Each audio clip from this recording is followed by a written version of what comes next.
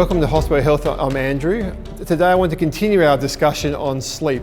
Last time I set it up a little bit by talking about the different types of sleep and also around how that might affect your overall health.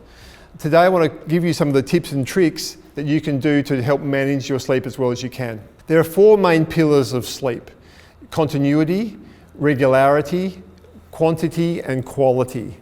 So the first one is probably the more trickier one for you guys to manage in the hospitality industry, but knowing that that's one of the most important things is something that you can aim towards making as good as you possibly can. So in the sense that our body gets used to over time when you are sleeping and when you're waking. So as much as you can keep that regularity, that continuity the same, i.e. the same bedtime and the same wake time, the better. Now I realise that won't always be possible, but think about for yourself and whether you are someone who would tend to be someone who likes to wake up early or someone who potentially likes to sleep in. That's probably fitting in something natural for you, and so that's a good place to start.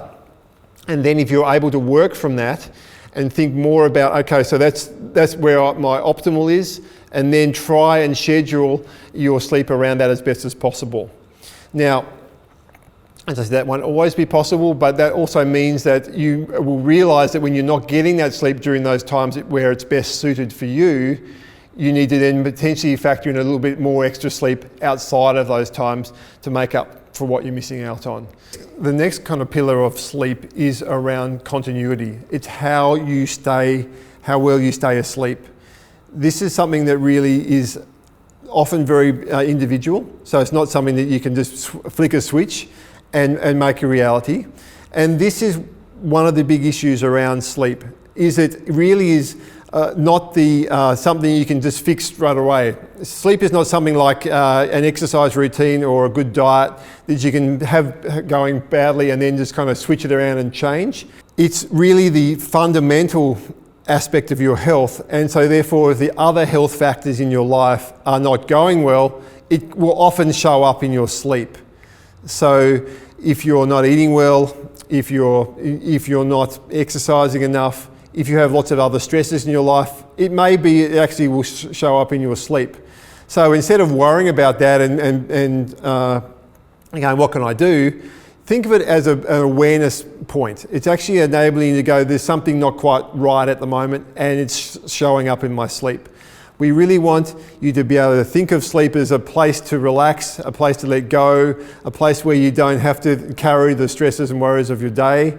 So it's about then knowing that there are things in your life that you may need to address, but then coming back and being able to relax and letting all those things and go, because you don't want to be stressed about not being able to sleep because they'll only make things worse for you.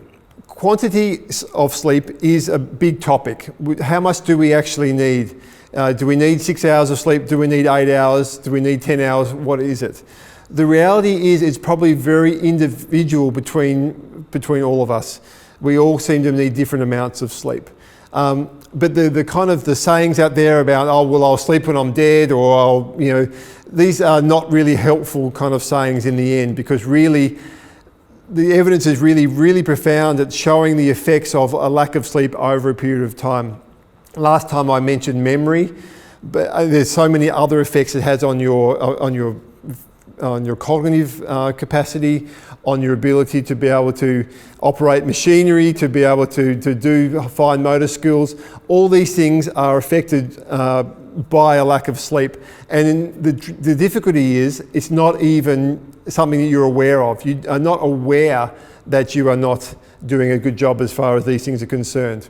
So, for example, and this is the one very important thing in the hospitality industry, is that there's often a lot of late night driving going on. The stats show that if you're only sleeping 4 or 5 hours a night, your risk of a motor vehicle accident actually go up by 11 times. So this makes driving when you're fatigued a massive health risk in of itself. So think about all these kind of aspects of sleep. Again, it's not something we can necessarily fix straight away, but think of it as kind of like a report card for the rest of your health. So You'll often find once you start getting the physical activity going, you start getting good habits around that, you start getting good habits around your nutrition, and you get good habits around everything else that you're doing, you start to find that the sleep falls into place.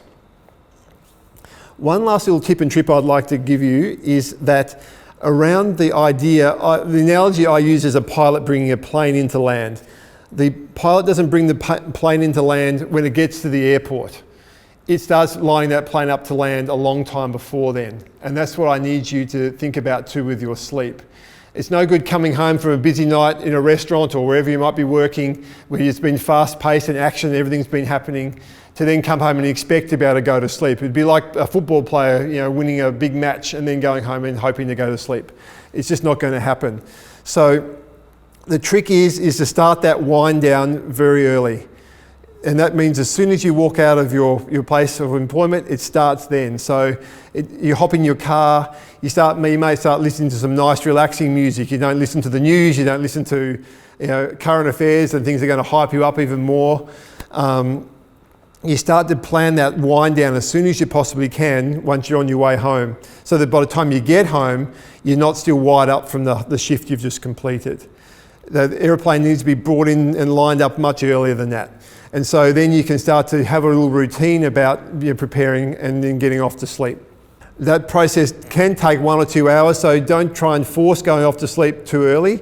Actually, it's better to try and let your body actually feel like it needs to go to sleep as opposed to kind of going to bed because you know you should. So building up what we call sleep pressure is actually a good idea to help you get into a better sleep afterwards and after you actually go to bed. So don't kind of force sleep on yourself. Start that wind down process and then allow yourself to get a little bit of pressure to feel like you really need to go to sleep, and then let that happen. Likewise, in the morning, allow yourself to wake up slowly. There's no need to rush, no need to force yourself up quickly. Even if you do have an early shift, enable yourself that little bit of time to just allow yourself to come to and get going, so you're not just having to go from 0 to hero straight away. Just allow yourself to come up gradually a little bit more. So hopefully these tricks and tips have been helpful for you, and you can apply them directly to your shifts and to your daily routine. Thank you.